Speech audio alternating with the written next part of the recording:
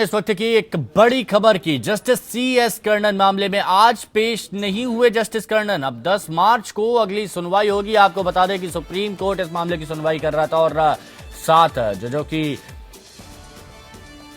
का दल इस मामले में सुनवाई कर रहा था, जिसमें जस्टिस JS खेयर भी खुद यहां पर मौजूद थे। लेकिन आज जस्टिस CS कर्णन पेश नहीं हुए और 10 मार्च को अब इस मामले की अगली सुनवाई होगी।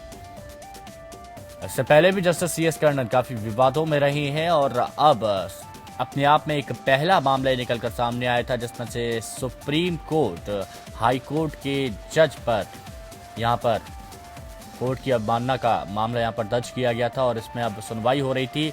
अब अगली सुनवाई 10 मार्च को इसकी बताई गई है। 10 मार्च को इसकी अगली सुनवाई होगी। जस्टिस CS कर्णन अवमानना मामले में जस्टिस CS कर्णन आज पेश नहीं हुए। आज सुनवाई होनी थी, लेकिन अब जो खबर निकल के सामने आ रही है कि जस्टिस CS कर्णन मामले में आज पेश नहीं हुए हैं। Justice CS Karnan supreme court के 7 जजों की पीठ इस पूरे मामले में सुनवाई कर रही थी। आज जस्टिस CS कर्णन को पेश होना था सुप्रीम कोर्ट में, उनको आदेश दिया गया था पेश होने का, लेकिन justice CS Karnan Calcutta high court के जज आज पेश नहीं हुए। अपने आप में आपको बता दें, जस्टिस CS कर्णन ने कई जजों को लेकर भ्रष्टाचार के मामले यहां पर निकलकर भ्रष्टाचार के मामले में PM नरेंद्र मोदी को चिट्ठी लिखकर कार्रवाई की मांग की थी।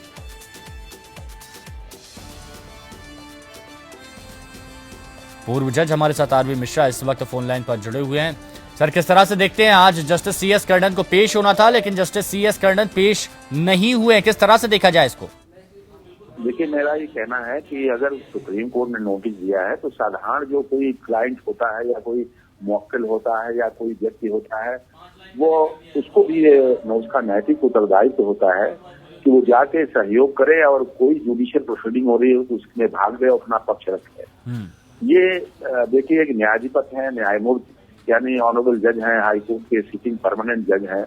अगर इनके अपने कृत्यों के लिए वहां से नोटिस जारी हुई तो इनका प्रथम कर्तव्य बनता है कि वो जाके अपना या तो अपने वकील को इंगेज करें और वकील के थ्रू जाके वहां से देंगे भाई आज मैं आने में असमर्थ हूं, या कोई मेडिकल ग्राउंड पर या उनकी प्रेजेंस के लिए वहां एडजमेंट किया जाता है। लेकिन अब मुझे ये नहीं पता कि क्या कारण से उपस्थित नहीं हुए, उन्होंने अर्जी दिलवाई या स्वयं वो अब उन्होंने रजिस्ट्रार को लिख के भेजा कि भाई हमें हमारी जगह से मैं नहीं आने के लिए मैं नहीं हूँ या मेडिकल ग्राउंड पर मैं नहीं आ सकता, ये उनका कर्तव्य बनता था। अगर नहीं जाते हैं तो देखिए, ये तो बहुत ही अशोभनीय और बड़ा निंदनीय बात हो गई। ये ऑनरेबल सुप्रीम कोर्ट की खंडपीठ जो 7 जजेस की उनको बुला रही है ये पक्ष उनका पूछने के लिए, ये तो उनकी और गलतियों में गलतियां बढ़ती जा रही हैं। एक ऑनरेबल जज का ये कार्य नहीं होता, वो तो जाना चाहिए और उनको कहना चाहिए साहब ठीक है, हम जहाँ कहिए वहाँ उपस्थित हों और मैं उपस्थित होके मैं आपको अपना जो भी होगा अपना पक्ष रखना चाहूंगा। अब क्योंकि न जाना, इसके बाद फिर तो कोर्ट में ऑनरेबल चीफ जस्टिस को भी वहां जाएगी इतना, उनको पर्सनल जाएगी और नहीं जाएगा तो देखिए इसके बाद फिर वो अवेलेबल वारंट देंगे और नहीं अगर हुआ तो कोर्ट कह सकती नॉन अवेलेबल वारंट।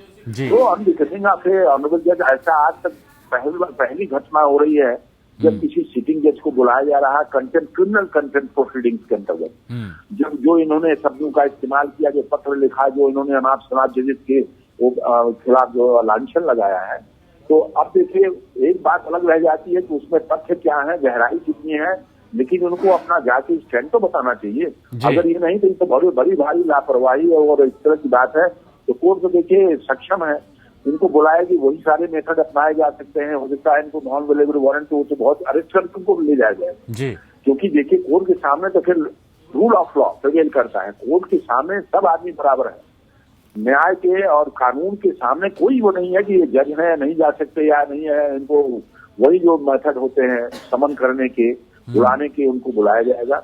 और ये जाके अगर ये उनको इस तरह से परामर्श दिया है कि न जाके वो कुछ अपना कुछ करना चाहते हैं, अपने को चर्चा में विषय में बना रहना चाहते हैं, तो बड़ी अशोभनीय और बड़े नासमझी की बात कही जाएगी।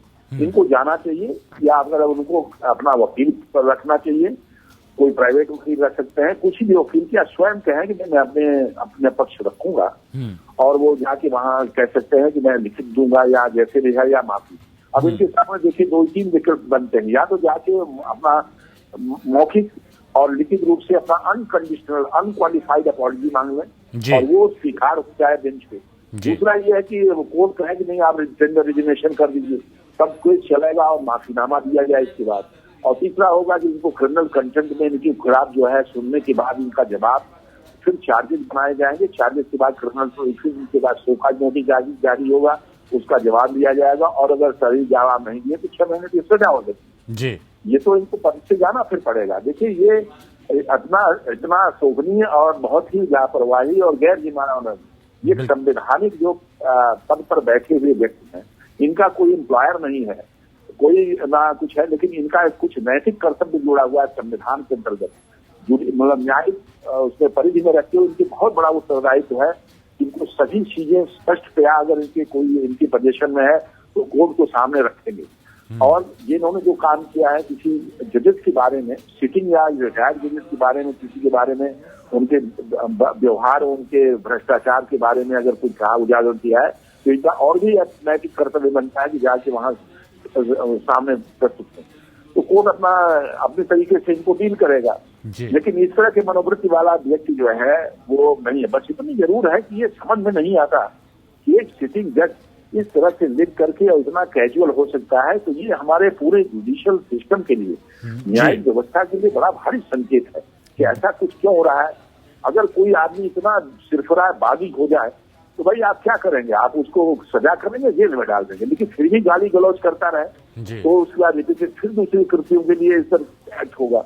लेकिन इस तरह का व्यक्ति फिर वो न्यायपालिका के में सम्मिलित होकर और उसमें कार्य करने के लिए उसमें ऐसा शोभा नहीं देता। बिल्कुल बिल्कुल, तो यहाँ पर इनका नैतिक दायित्व बनता था कि यहाँ पर पहुंचे। 7 सदस्यीय सुप्रीम कोर्ट के 7 सदस्यीय पीठ इस पूरे मामले की सुनवाई कर रही है। जस्टिस कर्णन ने हाईकोर्ट के जजों पर भ्रष्टाचार के आरोप लगाए थे। शुक्रिया मिश्रा सर आपका हमारे साथ जुड़ने के लिए, इस बातचीत के लिए।